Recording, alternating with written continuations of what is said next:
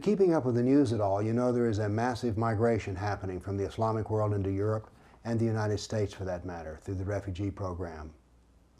Now, we usually see migration being driven by politics and poverty, but there's another driver here, which is the doctrine of jihad in Islam.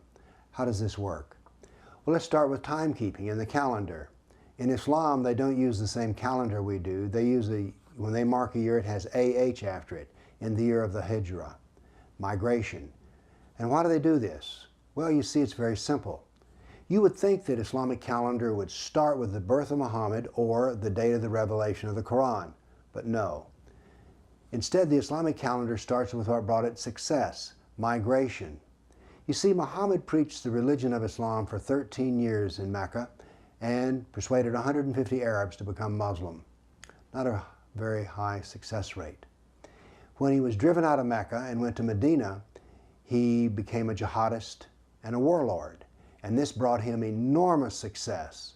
After 10 years of being in Medina, practicing the art of jihad, he was ruler of all of Arabia, and every Arab in Arabia was a Muslim. You see, it was migration which led to the success of Islam. And therefore, that's the reason the calendar is keyed to migration, because that's what brought it success. Now, in the past, Muslims didn't migrate much. They stayed in Islamic lands. But today, through the pressure of population growth and poverty, they're leaving, and of course, war. We help to destabilize the governments, and so therefore they're coming to those who actually destabilized their governments. It used to be that Muslims were supposed to stay in Islamic lands because that's where they could fully practice their Islam, where the Sharia ruled. But now then they're coming to America, and a new twist has been put on the migration doctrine. You can come to the land of the kafir, the non-Muslim, but you must, as much as possible, live in Muslim enclaves and obey as much of the Sharia as possible. Now, in the past, there was one argument that Muslims should not take any part of the Jahiliyyah doctrine, ignorant doctrine of the kafir, and to stay totally outside, to build a wall around the ghetto.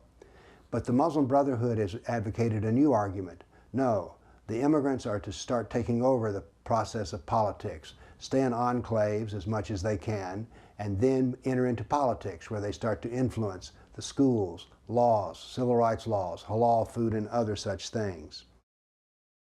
What they're doing here is practicing the jihad of dollars and the jihad of the pen and the jihad of speech. That is, they're persuading Americans that, you know, Islam is just the best thing of all.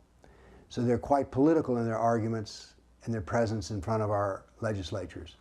Let me point out this something so that it'll be clear to you. There are many, many Buddhist immigrants who've come to America. What was the last time you saw a rally where they were protesting for Buddhist rights? What was the last time the Buddhists had advocates or lobbyists in the legislature? They don't at all. You see, all of this, always the pressure we're having on our civil rights and all other aspects of how to live in America from the Muslims, this is all part of jihad. Jihad of the pen, and jihad of speech, and jihad of money. Jihad of money, as an example, is setting up centers within universities which strictly mouth the position of the Sharia. Now, the part of life that they cannot lead as a pure Muslim in America or Europe is covered by a principle in Sharia law. The necessity overcomes obligation. If you're supposed to do something as a Muslim, but you cannot because you're living in a kafir land, then it is okay, because the necessity of living is more important than a Sharia rule. So remember this as well. Under jihad, any rule of the Sharia can be broken. So what we think of as politics and poverty has a new driver in American, and that is the politics of jihad, migration as jihad. We're going to see a lot more of it.